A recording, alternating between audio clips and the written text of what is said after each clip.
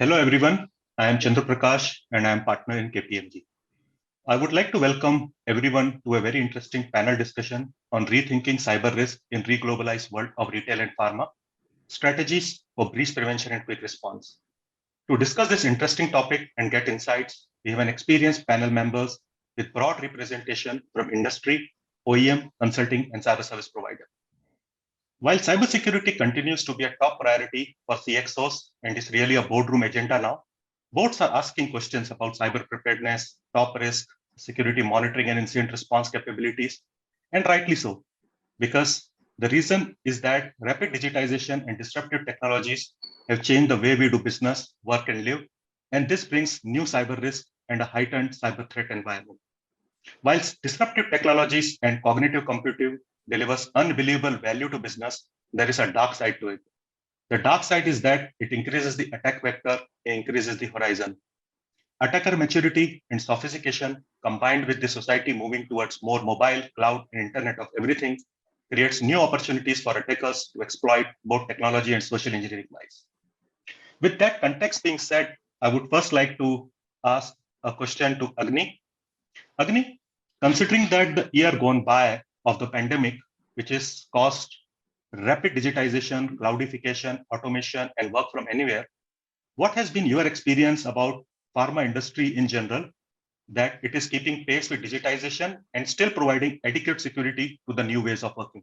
What has been your experience so far in last 1 year? Hi, thank you for that question. My name is Agni, and while I am from Biocon, whatever I am speaking here is absolutely on my personal capacity, and that doesn't represent Biocon. I'm just contributing to the discussions from my experience.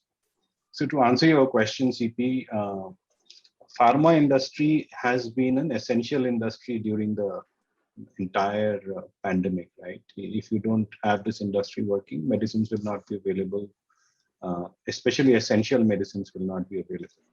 And therefore, the challenges, one was the standard challenge which everybody faced, right? People going remote and allowing them to work from remote locations. The number of cyber attacks on VPN infrastructure has gone up. The number of cyber attacks, the number of phishing, instances have gone up. Ransomware is on the rise. The ransomware is a rise everywhere. But the pharma industry has got certain quirks, so to say, because the pharma industry is really a combination of manufacturing, supply chain, research, and and the entire process of getting the medicines made available at an emergency scale at times. And every pharma company is different. And I've been talking to a lot of people in the industry, especially who are my peers in other organizations. And more or less, these are the areas that we need to look at, which means now, when you look at cybersecurity, the challenges cannot be done using only cybersecurity tools, right? Because you need to make sure that because of the pandemic, people will not be available, but you want people to come to office.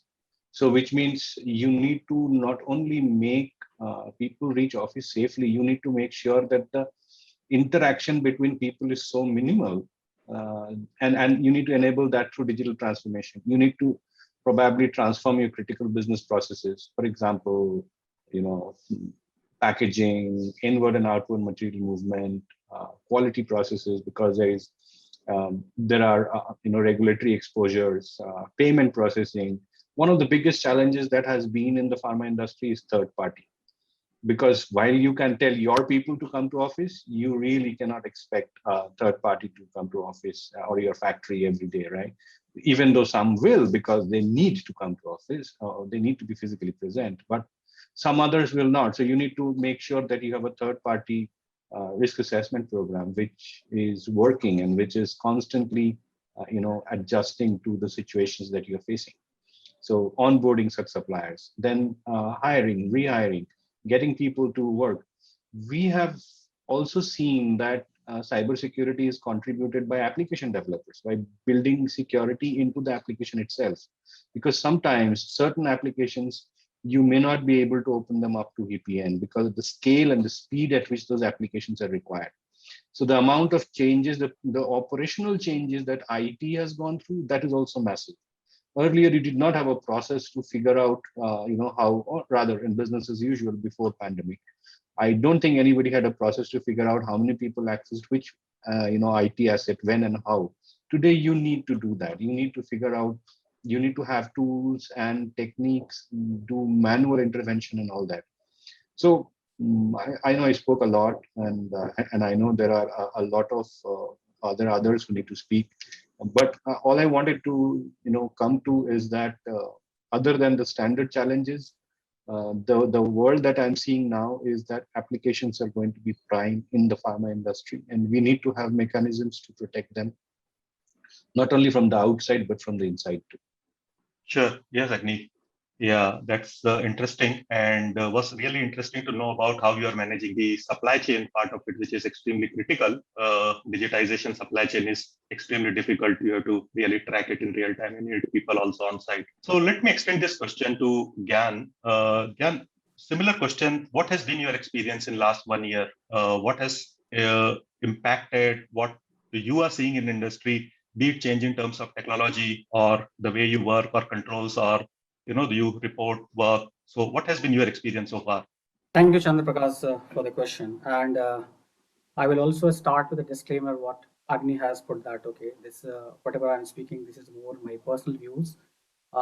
Yes, pharma in general as an industry, or maybe some of the experiences gained over my current assignment in the Aurobindo Pharma. So I represent Aurobindo Pharma. I mean that that's what my job is, to look after the entire IT operations. I mean, as a CIO for the global operations.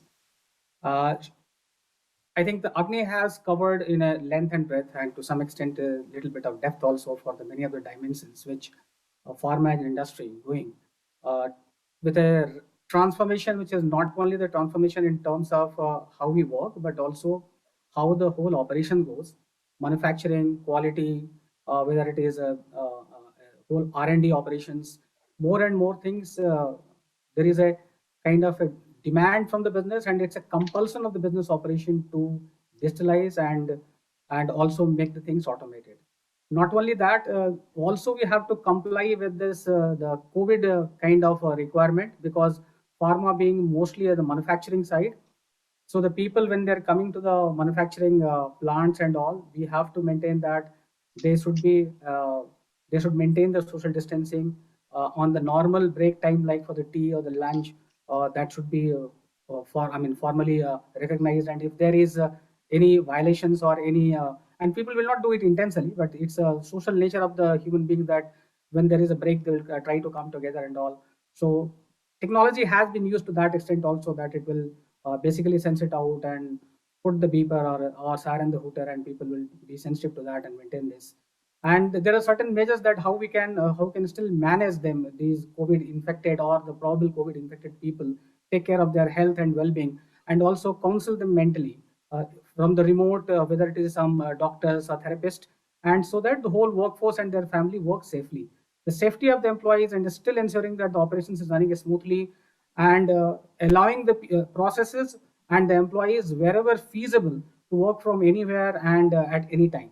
So all these things definitely has a huge burden on your cyber security and the way the IT processes and IT applications works. More than that, it also basically enforces the IT in general to look at their existing general processes and to revisit those SOPs, revisit those practices, and ensure that it is getting further hardened. For example, I will take there will be many SOPs in terms of your backup, in terms of your access control, in terms of your VPNs, in terms of your network management. With this more people working remotely, this basically put a IT team to look into that, how we can make it more hardened, more granular, and only the access which is required basically for the services and to the required people, that is given. Most important thing is that pharma is not an industry where people were very used to work remotely. Very limited people were given the VPN access, and they also used to basically utilize some of the services as and when needed. So it was not a kind of general nature.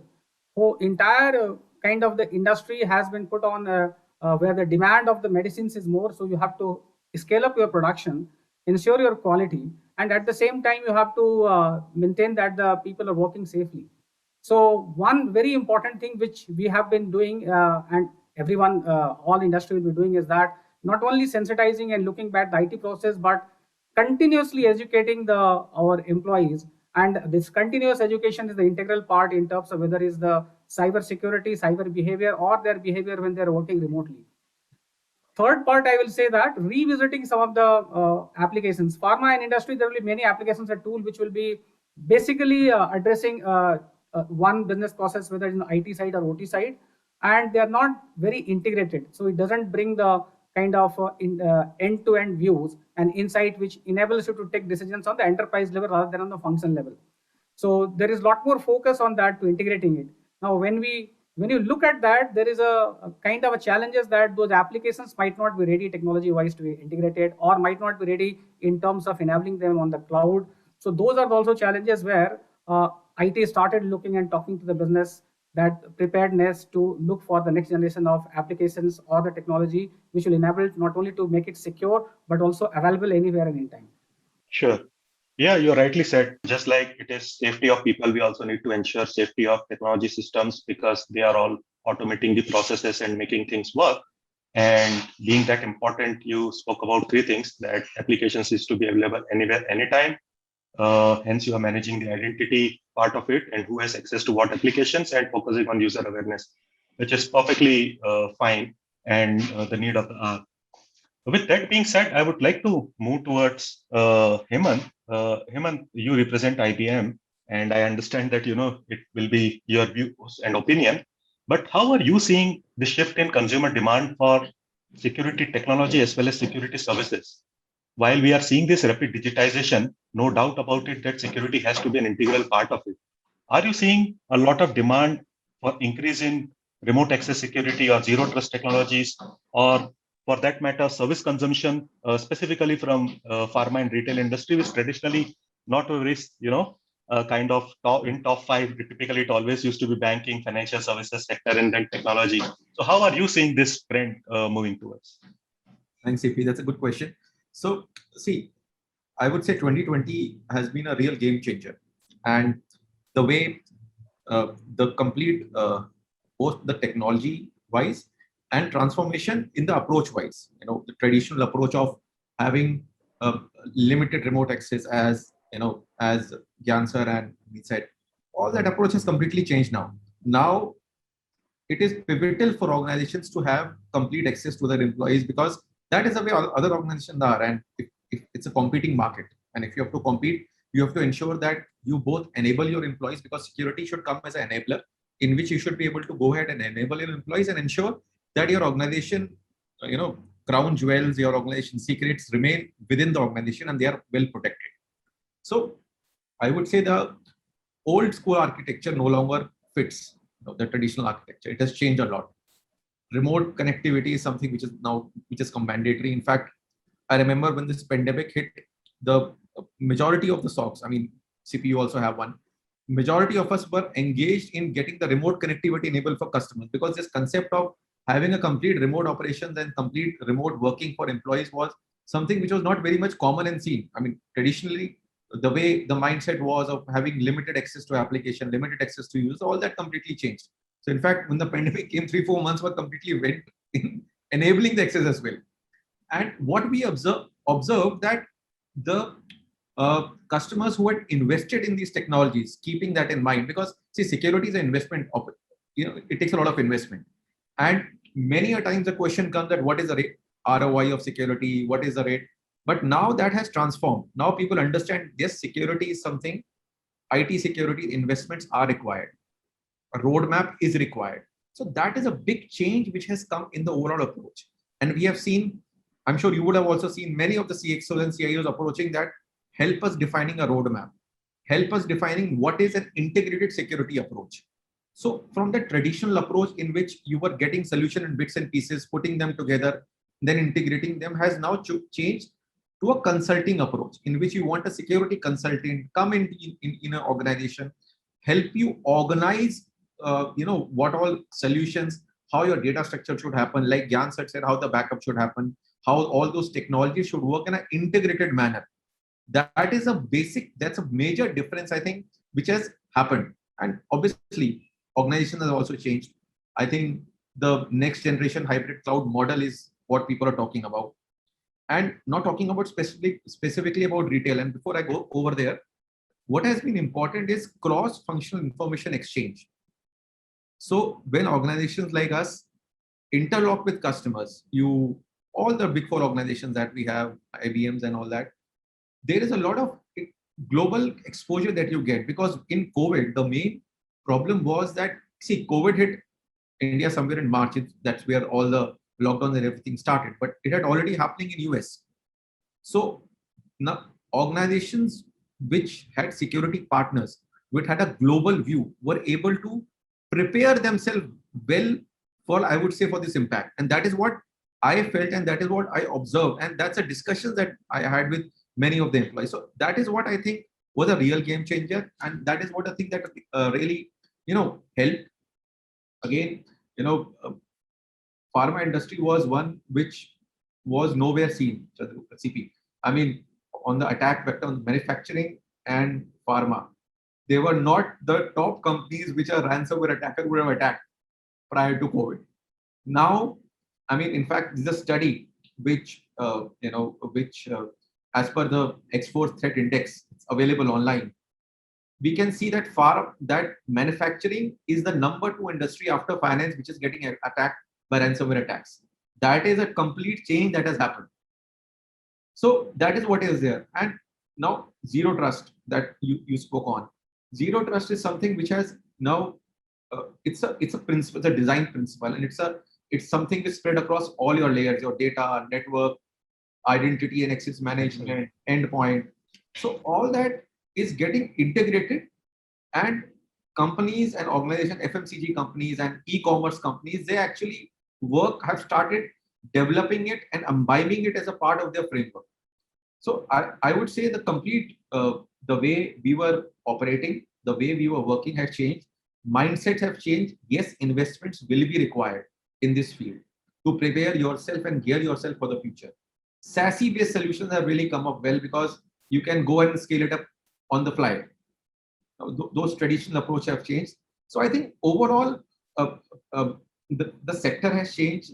The way organizations look towards it, that has changed. The mindset has changed.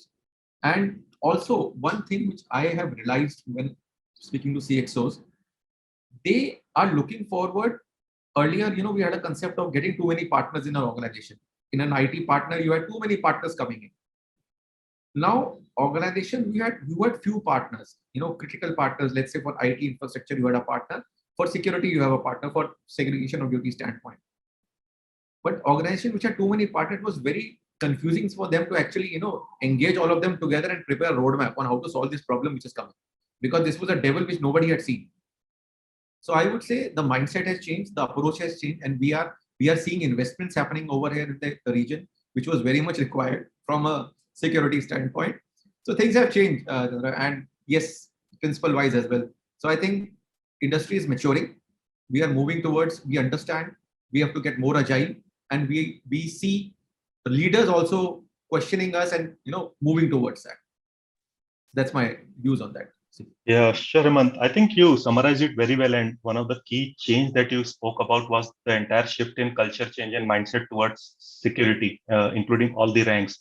So that's a big change because technology was anyway changing. People were adopting it, but off late. But then this has streamlined and accelerated it, and rightly so. You also mentioned about some threats like ransomware, and we all know that top 2 or 3 pharma firms which are listed, and it's all in the news that they were impacted by ransomware. And our personal experiences also suggest that the threats are changing. So let me focus the next question on that. And Vikram, to you, how are you seeing the threats landscape changing? I can recognize, that say 5 years back, we used to call DDoS or insider threats as always number 1, number 2. Then it used to be followed by some data protection and intellectual property protection.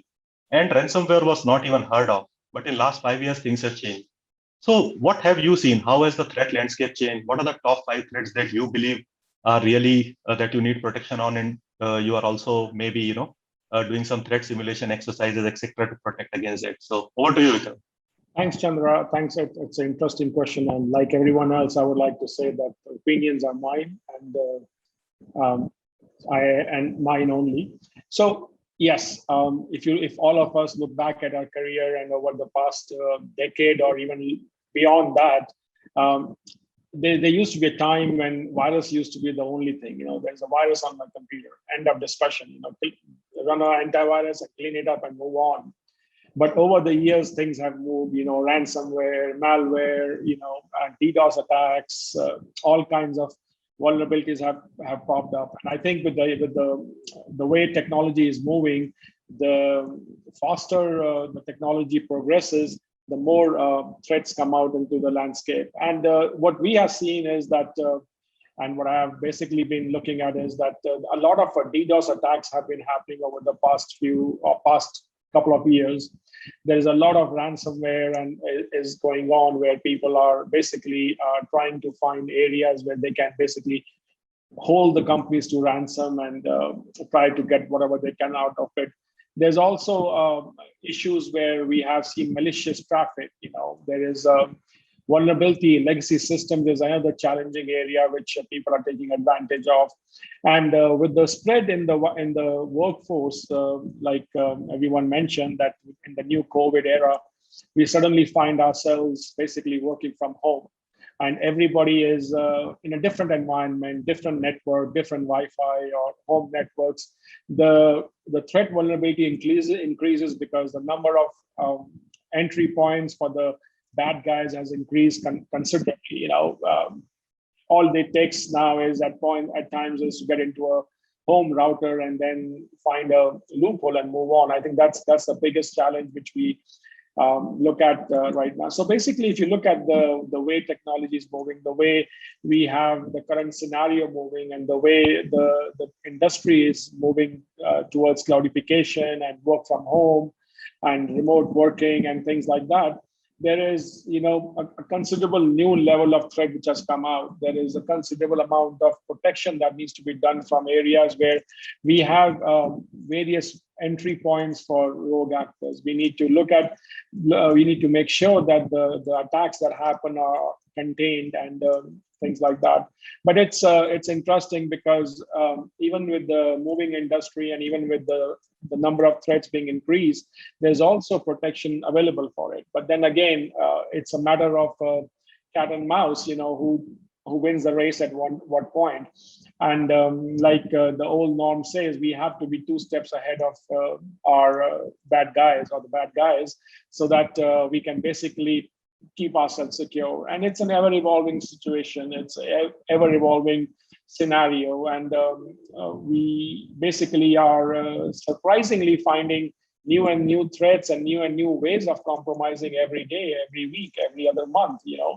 People are coming up with unique ways of doing it. Phishing is, a big challenge these days. Phishing has become a bread and butter for many people, and surprisingly, many people don't realize how easy it is to get, caught up in the phishing attacks. And it's a harmless link. People, you and me and our peers know what it is. But imagine the people on the ground. Imagine the workforce which is there. They think it's a legitimate email from somebody and they just click and gone. And to add to that, with the COVID, a lot of mobile applications have come into play. A lot of mobile entry points have come into play. And that also causes a problem because then again, other than the phishing, there is also, you have to protect against mobile attacks also. So these are the areas which generally we are looking at and generally the industry is looking at. Okay, got it, Vikram. So if I have to summarize, you are saying that phishing attacks, because it exploits social engineering and people vulnerability, and obviously that has increased. Second is the application, largely mobile application, because everybody has access to it and difficult to control, not just MDM, but you also need access to third parties, and that makes life difficult. Identity theft continues to be, and DDoS attacks and advanced malwares like ransomware, if I have to summarize. Exactly, that's well summarized. Sure, thank you. So let me move towards Sakshi. Sakshi, how have you seen the threat landscape changing, and how are generally people catching up? Because what happens is that every time you see top 3-4 threats, you buy 3-4 point tools, protect it against the threat landscape change, and it looks like you are playing a catch-up game. And Vikram was just mentioning that we have to be 2 steps ahead than attackers. But we all know that attackers' capabilities have really expanded to nation-state actors and to syndicates. And in fact, there was an IBM story some 3 or 4 years back about how this entire underground economy is working, which is much, much, much larger than the largest narcotics industry that you would have seen. So under such conditions, what are you seeing the trend in terms of changing threat landscape and protection against it? Sure. Thanks, CP. First of all, thanks for the wonderful opportunity for having me over at this panel. My name is Sakshi Vidur, and I'm working as Head of Information Security for the Asia Pac region at Young Brands.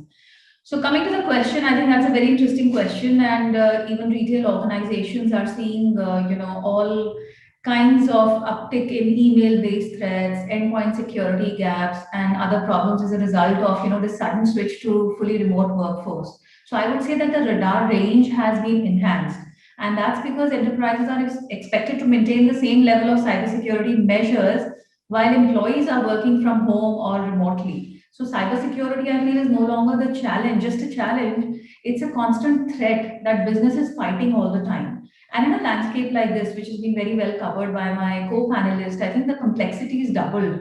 And when the data moves outside of the office, so at the office, employees would generally use designated office devices that are secured and physical and electronic layers of security. So I think from the initial days, we had to provision remote access for few additional IT users and reconfiguring all the critical assets to enable smooth remote working. So I believe this is an area which all enterprises should have on their radar, and maintaining online hygiene has become even more important than the normal days. So I feel apart from the other things mentioned, there should be definitely a push around end user awareness.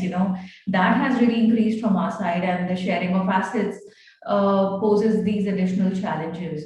So coming to the best approach for advanced threat protection, I feel there's not any one best approach. There is a varied approach.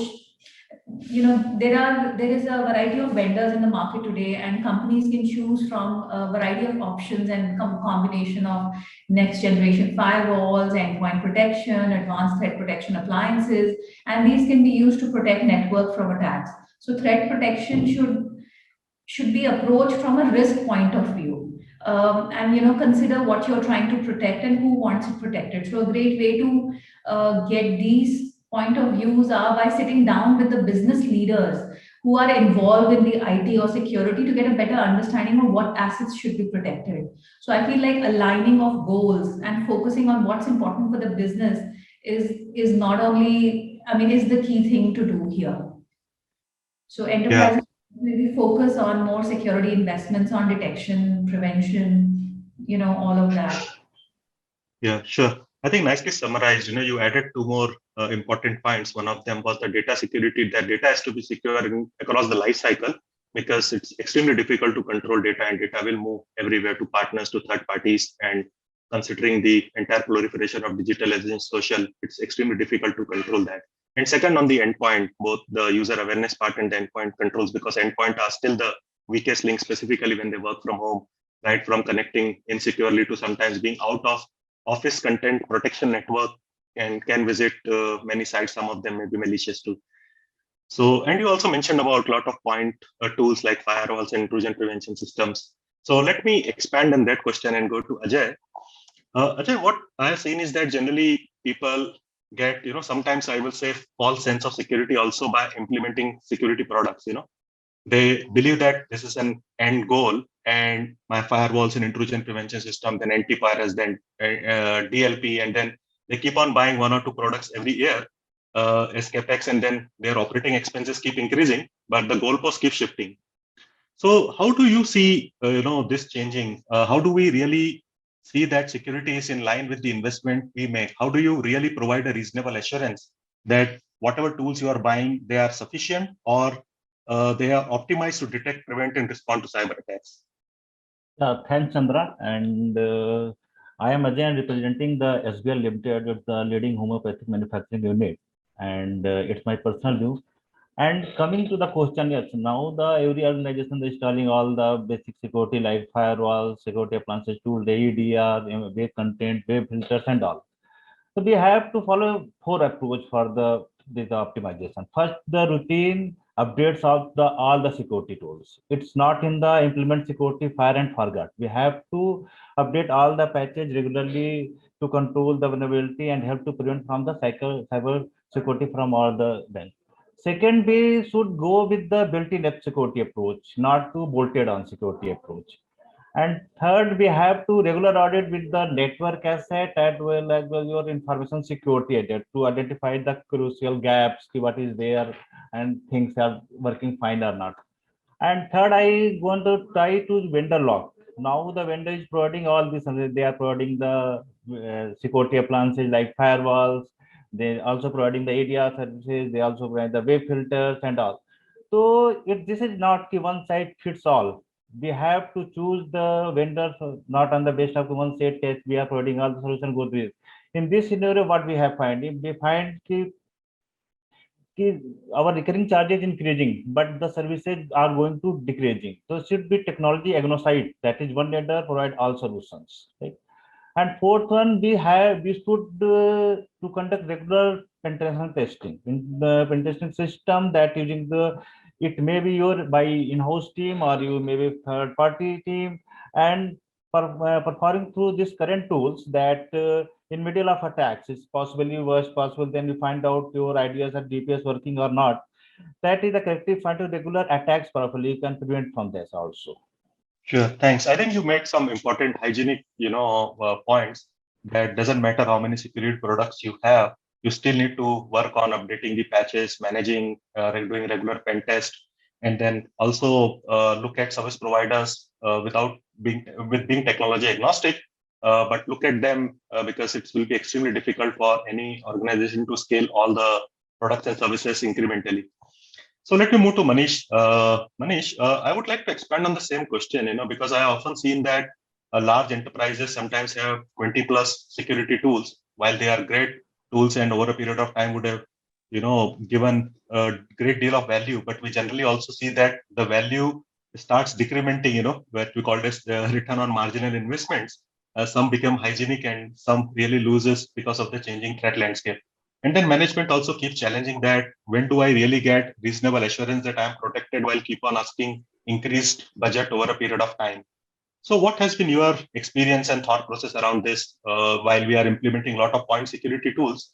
What should be the right approach in, say, selecting point security tools? Some may be outsourced as a function or really give a reasonable assurance to management that we are protected. How do you really keep up with the advanced threats with the myriad of point security tools that are available in the market? Thank you, Mr. Chandra. Thank you for giving opportunity to answer these questions. Myself, Manish, and I'm working for Aditya Birla. And the view I'm presenting over here is my personal view based on my experience and based on my industry's experience. So there is no relation with my existing organization. So yes, as you rightly said, security is a mainly concern nowadays. People has to get the benefit of what they investing in a security tools. There are many tools right now available in the market. Nobody knows which tool is perfect. So people start investing every day. There is a new tool get innovated in a market. There are many players in market, but it is hardly to find out which tool is best for your organization. So normally people start investing with 2-3 tools. They become where the many tools integrated each other like a module we integrated each other, and then there will be a dashboard kind of a thing where you can get a real picture of your all the tools output or threats, all the things you can get in a single output. So this is now a new come up in a market where people want to see everything in a single dashboard for the even security also. Nowadays, due to the COVID scenario, people start working from the home also, wherein previously we start working from the office network, which is called a secure network, private network.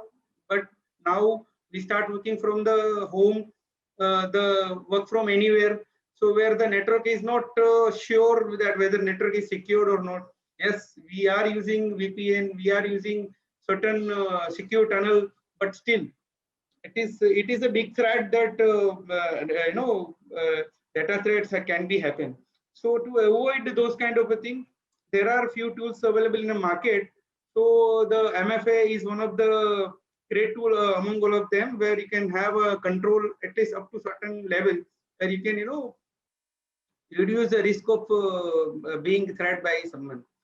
So same way, there are also many security tools available in the market which help you to survive in this COVID scenario. And definitely, the management will definitely ask you the investment ROI, the return of investment. So while choosing a tool, we need to do a proper investigation, market research, which tool we are buying, and whether its tool give you a perfect return or not. So that is really one of the key question while we are choosing any security tools. Thanks, Manish. So if I have to summarize, you mentioned about two critical things. One thing is that we have many point security tools, and critical thing is that how they integrate with each other. And can you have a real-time risk dashboard so that all the tools, whatever output they are giving, you are in a position to see the security posture. And the second critical point you mentioned about the change in way you used to consume security technologies and services, which means that now considering work from home, you are no more into a perimeterized zone. What is identity is the new perimeter, and you have to work on three things. One is the identity, which means multi-factor authentication, something you have and something you know. The second thing is this endpoint, which you rightly said that protecting the endpoint because they are consuming the applications. And third thing is that end-to-end data security, and which was mentioned by many panelists that data security is important. And fourth thing is that obviously heightened, we can call it as a human firewall, heightened security awareness to the people who are consuming applications and systems so that they don't fall prey to it, and obviously the monitoring. So let me expand this question. So far, we spoke about the security technologies and ways to protect and detect security threats. Let me move towards incident response, and let me move back to Agni from where I started. Agni, how are you seeing this incident response landscape changing? This is often, I would say, that one of the areas which typically has been neglected. People just used to have a incident response process, and that used to be it. So how have you seen, the maturity of this entire incident response function based on your experience? Luckily or unluckily, I have been very deeply associated with business continuity as well. And there are a lot of things that you can bring on from business continuity and contribute to cybersecurity incident management. So the first thing that I believe, and I'm just going back to some of the answers that you received, and I want to contribute one more point there, that in my experience, one of the ways to handle this ever growing complexity of cybersecurity is to start from the context and have a risk-based approach, which means if I have understood my context, what am I protecting? And if I've understood what risks I am going to protect them against, then probably I have a lead in terms of knowing what all do I need to take care of. But that's a different area. But it also permeates into incident response. Now, which means that when you look at incident response, you are looking at multiple factors. One, you are looking at incidents that may happen and may not have an exposure, right? Or even a small incident that might have an exposure. For example, a few days ago, the number of security alerts that an antivirus was throwing up suddenly went up. The 21st and the 22nd of April, that period, some 3 days, it just shot up. Now, the point is, earlier it used to be, oh, okay, it shot up, my antivirus is taking care of it. Now, at least in pharma, and I'm sure likewise in financial, the industry, the finance industry, you just can't take it lying down. You have to find out what really happened. So even that is an incident. And incident response is not only limited to the stuff that you're watching on your firewall. Today, because we've gone digital, we are available on the internet, are like what we are doing right now. We're collaborating outside my company.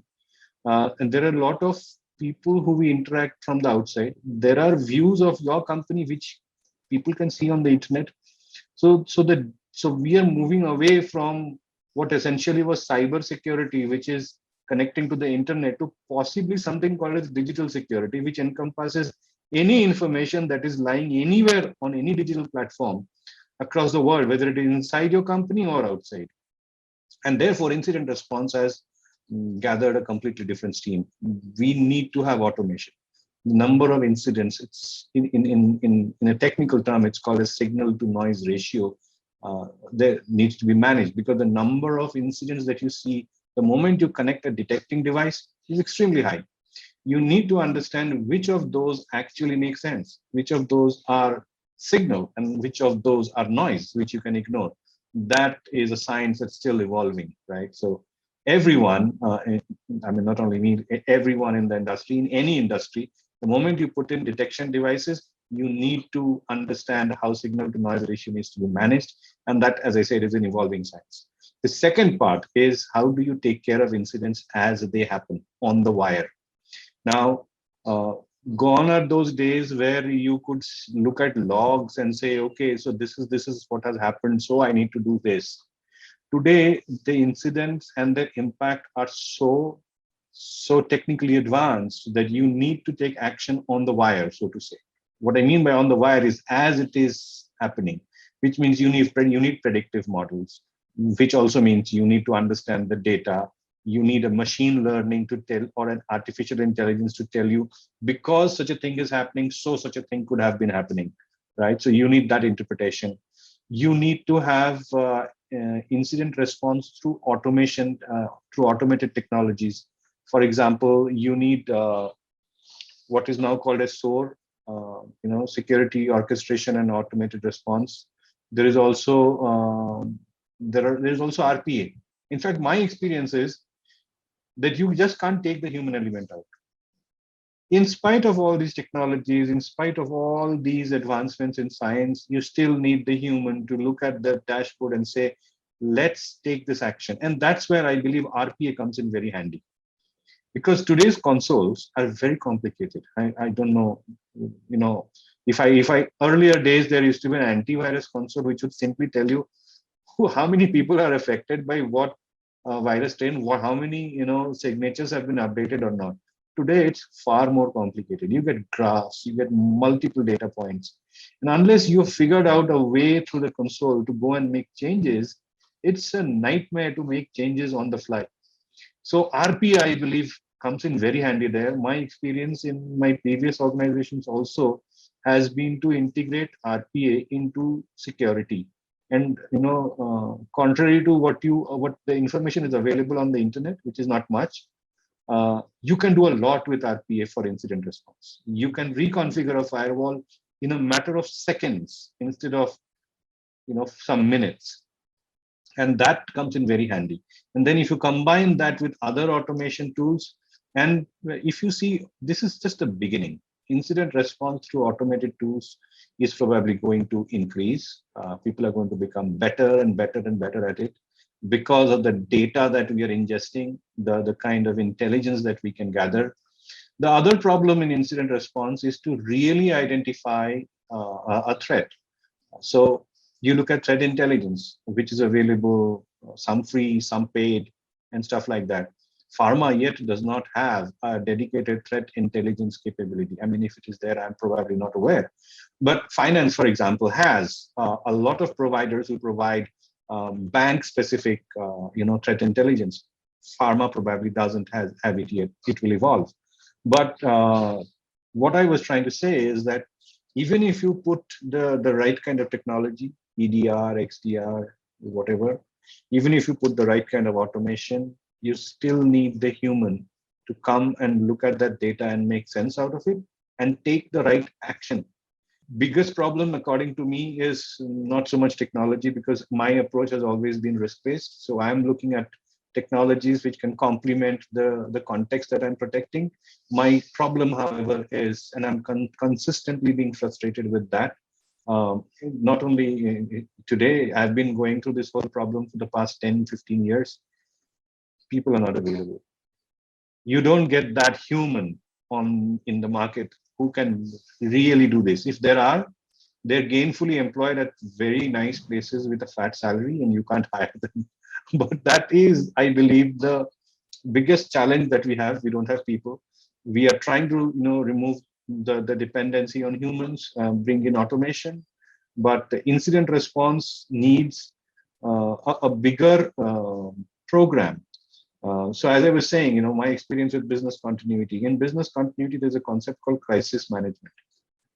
We need to bring that to cybersecurity. So cyber crisis management is a subject by its own.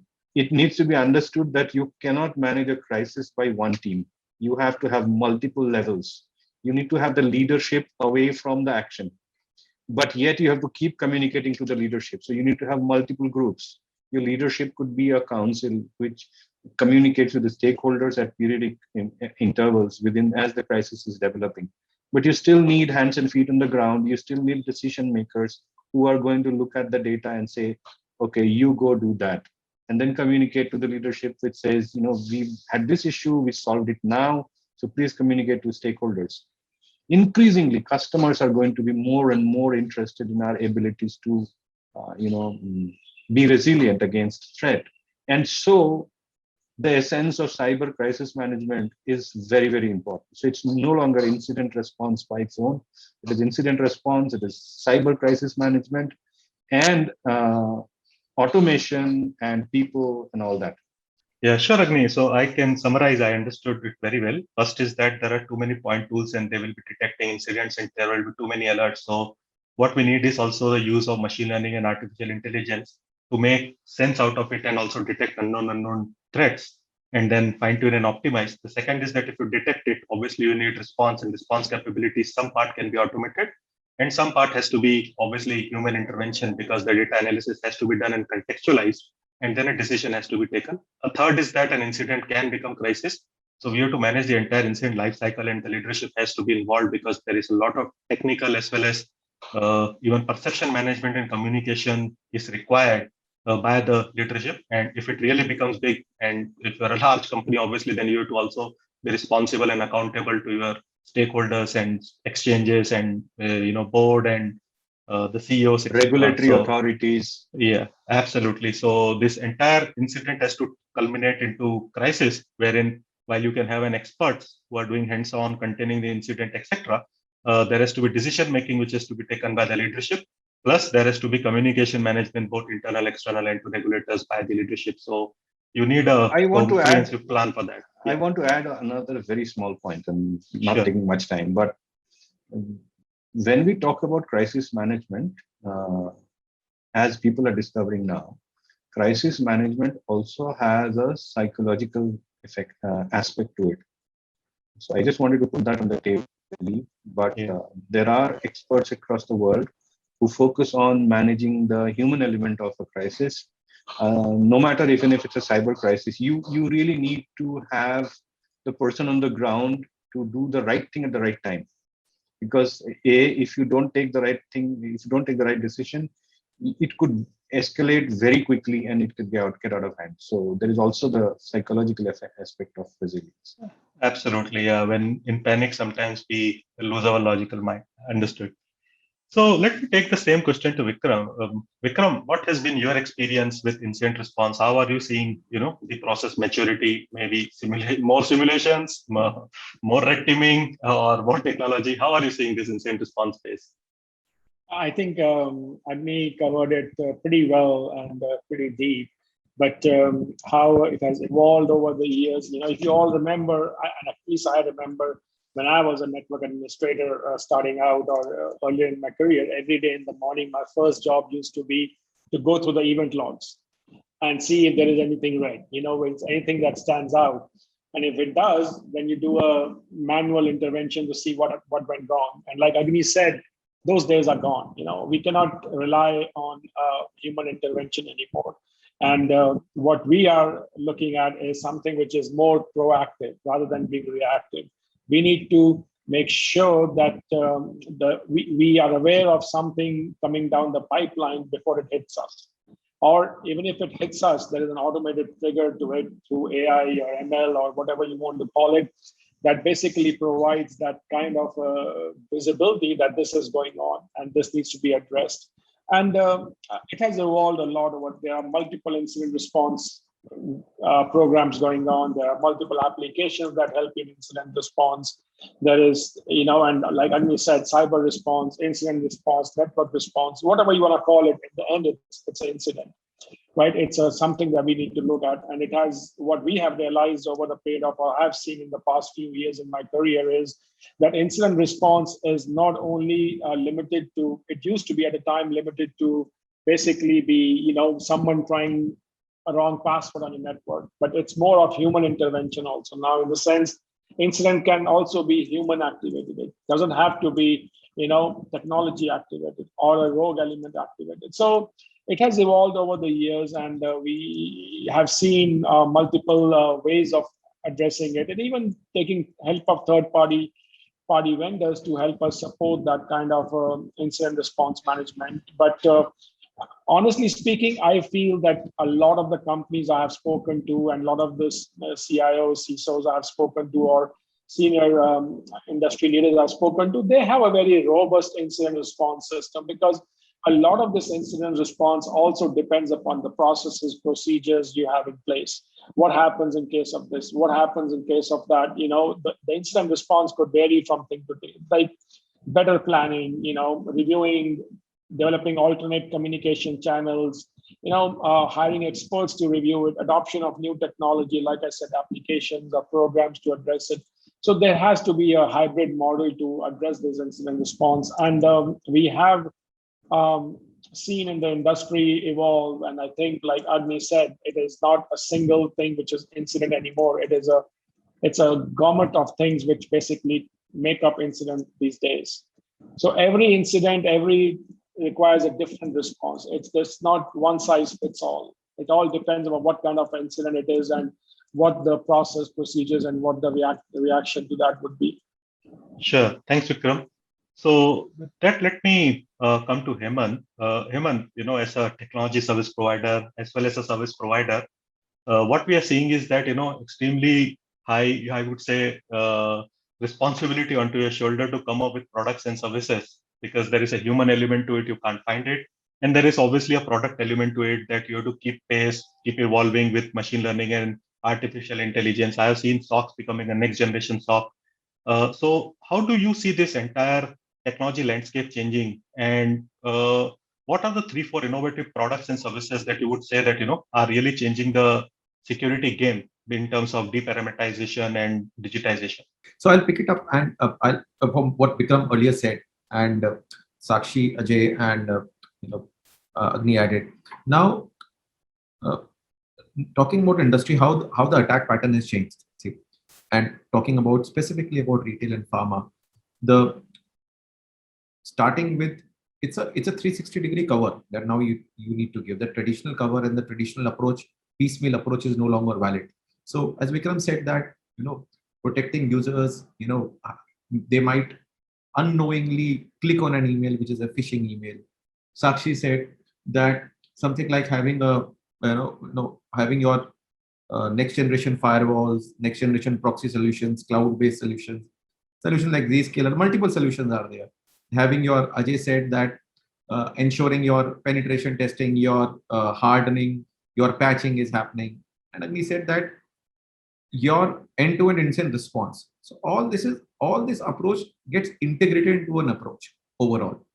The reason is because it is all of them said that yes, investment in the tools have happened. Yes, it has happened. But how many of us have actually gone and see that, are we utilizing those tools to the optimum utilization? Are these tools getting optimally utilized? We have the next gen firewall. Now, have we enabled all the blades? Are we going ahead and ensuring that whatever alerts that are getting generated, we have the right rules set up available at SIM to correlate that?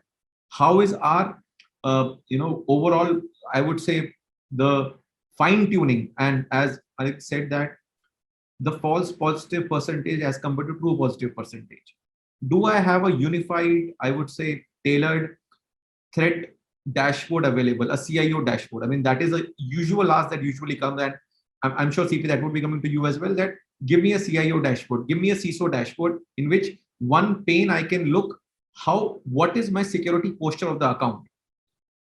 Getting that tailored threat intelligence, that is the key. Now, Agni mentioned that there's a lot of intelligence that comes in. Now, that intelligence tailored for pharma, that intelligence tailored for retail, for manufacture, that what are those takeaways? See, all of us have got multiple threat feeds, multiple emails come across. In those emails, how do I make sense that for my organization, for my industry, which is the intelligence which I need to see, and what action I'm supposed to take on my environment, and what risk that particular ransomware, that particular advisory which my service provider is sending me is to my organization. Sending an alert, sending a threat is good, but in view of my organization, if my service provider can tell me that, Mr. Customer, this is your impact which you need to solve in your environment, these are 3 softwares or these are 3 tools which are not there. If you don't have that, this is the impact. So that 360-degree pane view, and it starts from end to end. It starts from endpoint, it starts from network, data, security, each and every end to end. How your DLP policies are fine-tuned. Are your end user available? Are you sending those mailers? So that landscape, I think, is overall, changing a lot. Obviously, you should have tools which have the ability to run those federated searches across connected data sources, wherein, because as Ajay rightly said, and also said that you can no longer, just go and view your alerts which are coming on the network layer and find I can go and do that correlation. You should, the SIM tool, all of us, I mean, I'm sure majority of the organizations these days have the SIM tool. Those SIM tools having the right alerts, having the right playbooks to, orchestrate an incident response. That is, I think that is the real key. And I would say zero trust is a perfect example of it. A perfect example of security architecture, how the principles are actually changing. It's a concept that is I would say, applies across all layers, data, identity, network, endpoint, and takes a lot of investment. And one needs to really plan that what are the crown jewels I need to protect? Where are my crown jewels placed? And this is something which we have been using across our customers, and we are still learning within, because it's a new thing. E-commerce websites, having single sign-ons, the next-gen firewalls, ensuring that they work on zero trust. So objective is very clear, that trust no one. I would say point of time access, working on a least privilege model. These are basic fundamentals, and that is the reason consulting organizations have gone ahead and built up a complete practice in itself of zero trust, wherein now they are going ahead and advising the customer that fine, this is the way you need to design it. These, and with the work from home culture coming in, which is going to increase. So organizations have seen work from home is possible. Yes, it is possible. 2 years back, if you would have told our customers we are reaching virtually over here, I mean, imagine, we would have had this. Otherwise, all of us would have traveled at one place, met in a conference room, spent the entire day. Now in 1 hour, all of us are interacting, sharing ideas, sitting across the world. So that is a digital transformation change which has happened. Those conference meetings, closed room meetings, they have literally got changed. So landscape is changing. Zero trust is something which we definitely see a lot of future, and we see investments happening. We see a lot of workshops that organizations like you and CP, you and I are doing. So it's a changing landscape. Landscapes are changing. Tools and technologies are changing.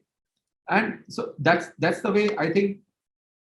And what I would say, the security architectural principles, if I may mention it, is they are more of concepts which are applied across hybrid clouds. And the reason for these technologies are SASE solution, micro segmentation. These are perfect use cases which really give you the way to success and way to proceed, that where you will be going ahead in the near future. So the technology landscape change, the mindset change, which I earlier said. So all that has really transformed learning, and zero trust, I think, is something which organizations will now try to imbibe. It's a very loose cannon. I mean, everybody says zero trust, but how do you actually achieve that? What are the tools and technologies? How do you configure that? Because so that's what is a transformation which I think CP is what we are looking forward. Sure. Thanks, Evan. So we are completely run out of time. What I will do is that I will shoot one last question, and if you can keep your answers to 30 seconds, that will be great. So let me go first to Sakshi. Sakshi, one of the very, very important things is this entire change in culture. So what are the steps you believe are the right, to change the culture and make security as a part of DNA for everything that you do in terms of business?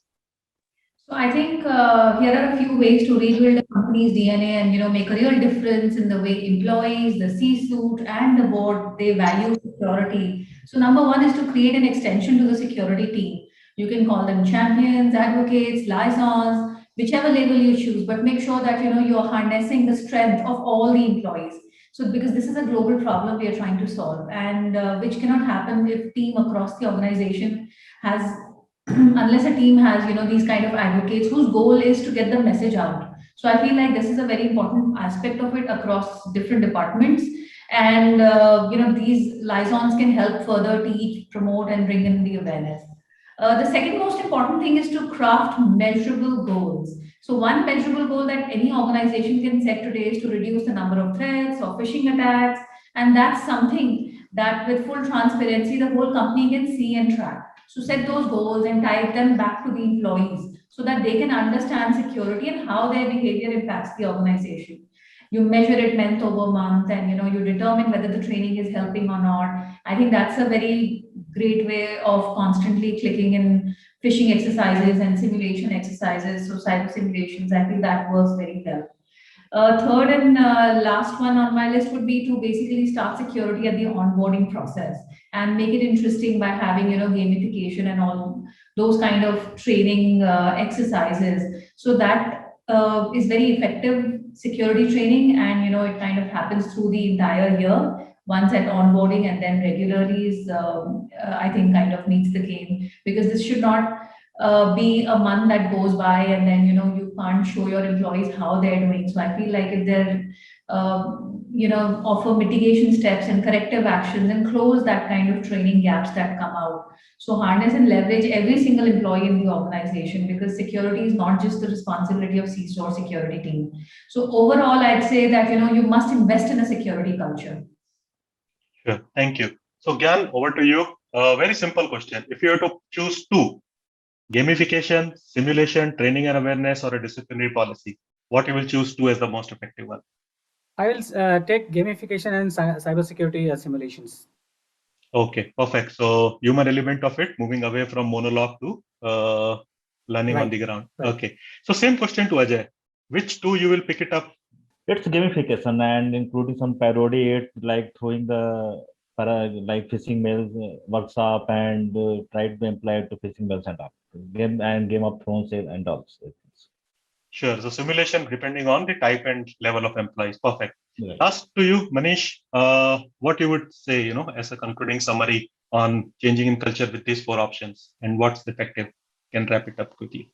Definitely, the one will be remain same as the gamings and this one, and the second one I will go for the training and awareness of the users, because Sure. that is also very much important. Absolutely. Perfect. So I think that's all we have today. Really, it was great to, taking answers and getting insights from every one of you with such diverse experience. And that's how we conclude this particular session. Very, very interesting session. And thank you, everyone, and appreciate your time.